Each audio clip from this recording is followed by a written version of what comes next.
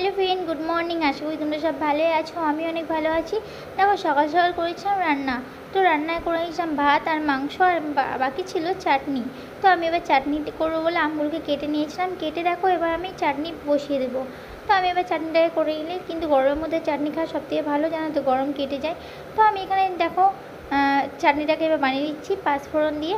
পাঁচফোড়ন দিয়ে চাটনি বানাচ্ছি আর তোমার সাথে শেয়ার করছি। আর তোমরা বলো কেমন আছো, কী করছো? এত গরম পড়েছে ফ্রেন্ড, কী বলবো, তোমার সাথে শেয়ার করছি। প্রচণ্ড পরিমাণে গরম পড়েছে, গরম আর ভালো লাগছে না, প্রচণ্ড পরিমাণে গরম পড়েছে। তারপরেও করে দিলাম এখানে চাটনি রান্না, আর তো রান্না করছি আর তোমার সাথে শেয়ার করছি সেইটা।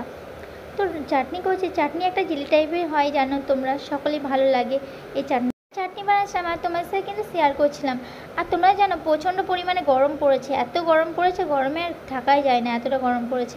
আমার এদিকে কিন্তু চাটনি বানানো হয়ে গেছিলো, দেখো তোমাকে দেখাচ্ছিলাম, আমার কিন্তু চাটনি বানানোটা হয়ে গেছিলো, একদম জেলি টাইপের কিন্তু চাটনিটা বানানো হয়ে গেছিলো। এটাই তোমার সাথে শেয়ার করছিলাম। আমি এখানে রান্না হয়ে গেছিলো, আর এখানে দেখো চিনি চলছিলো উপরে।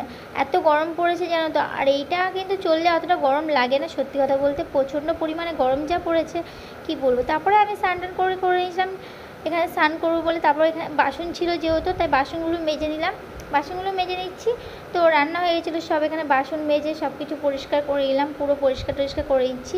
করার পর আমার কিন্তু সব কিছু হয়ে গেছিলো। এখানে এবার ধুয়ে নিব বাসনগুলোকে। আমাদের ওইদিকে কলটা তো খারাপ, ওই জন্য এইদিকেই সব কিছু করতে হচ্ছে এই বেসিংয়ে। আর তোমার সাথে শেয়ার করছিলাম ফ্রেন্ড।